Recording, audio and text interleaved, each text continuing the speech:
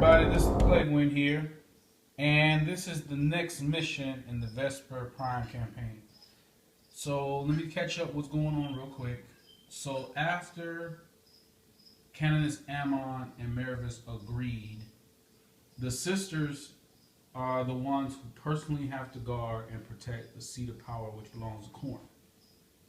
So now they have to try to get it off planet. So they need to go through the valley of dry bones first and get back to their base of operations. And once they get there, then they can send it off planet. But meanwhile, Kalmer has been tasked to get the seat back, so he is planning an ambush. So as you can see, here's the setup for turn one. The seed of Khorne is actually in this vehicle here, protected by a status field, so it won't affect anyone else.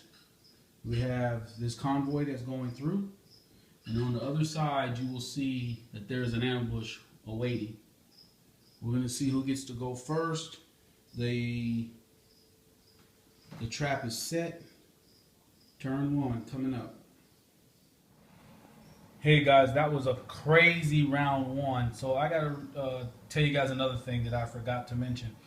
Remember Kalmer, when he infused himself with that bloodletter, all of his stats increased by 1, so his weapon, skill, strength, toughness, initiative, and so forth. Also, on turn 2, he activates the demonic presence within him. That means he can summon bloodletters.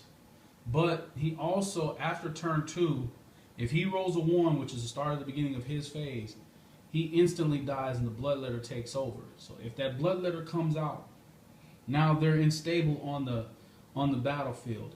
And any ones that are rolled for that whole unit, any ones that show up, they instantly go away. So whoever he summons. So it'll be interesting to see what happens. But let's get back into what happened on turn 1. And as you can see, so Chaos went first. They came in, they shot up the Imperial Guard and then charged them and then just brutalized them. And then overran 1 inch in front of the Dark Angels. And also this unit over here, and as you can see, there is a Demon Prince now. So I left this model here. I'm about to remove him. But that's who made a challenge. He killed the guy and I rolled double 6s. And so now we have a Demon Prince of Khorne left. And then Khorne started pressing. So it's looking kind of dire for the Loyalist side. But then the Loyalists get out on their turn. And they make some maneuvers. They move this Rhino up. And what's left of this biker unit, and they fire upon these guys, killing several of them, but they're fearless, so they were okay. Then these guys get out, and they use the tactical Ultramar, and they just light into the Demon Prince. And as you can see, he only has 1 wound left, but still, he's still alive, so this could get really, really ugly. That was turn 1.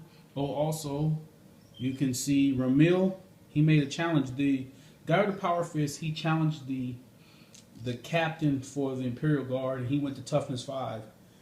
And then Ramil challenged him, and because he got to go first, he caused 4 wounds with a power weapon.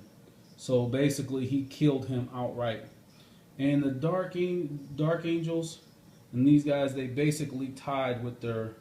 No, actually, Dark Angels lost that round because they had 1 more wound, but they passed. So they're locked in heated combat. So this was a vicious turn 1. And also another thing for the convoy. This vehicle here with the relic has to reach over to this end in order to be counted that they get away. So sorry guys, I'm forgetting a couple of details. I got a little excited, ready to go. I think I covered everything. Turn 2 coming up. Wow.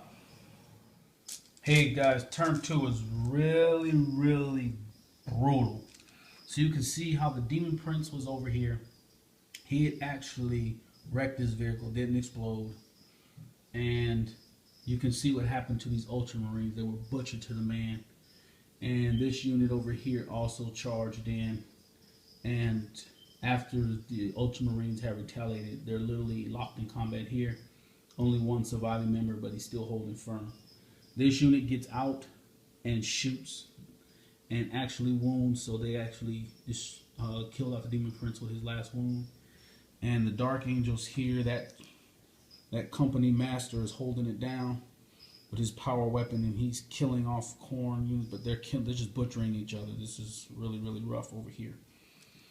And over here, the Rhino got immobilized, so it really can't do anything else.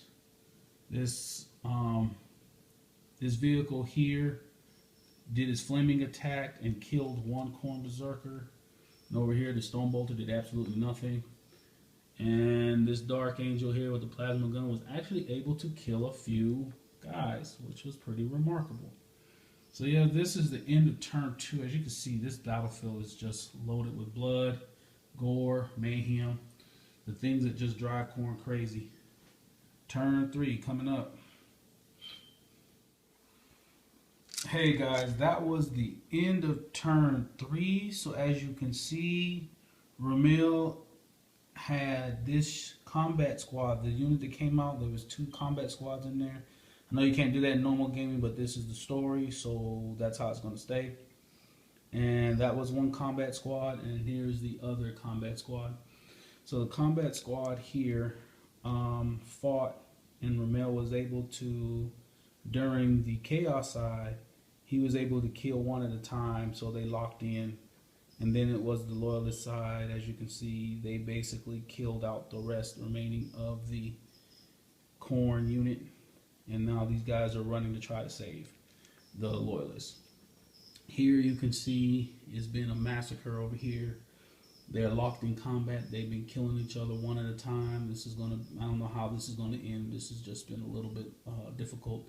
This unit charged in and only killed one guy. We're gonna see how that turns out. This vehicle here, as you can see, Kalmer did not die.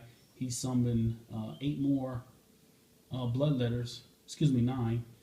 And this remaining corn unit killed the remaining bike.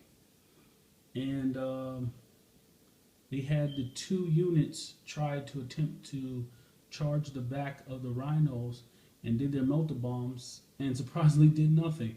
So I was shocked, except for this one. This one here, it just got, it did nothing either, except it had 1 glancing hit. So it has 2 hull points left. And they're trying to race towards the finish line, trying to get away. But this is going to be interesting how this goes. That was the end of turn 3, guys. Really, really interesting. We're going to see how turn 4 ends up. Turn 4 coming up.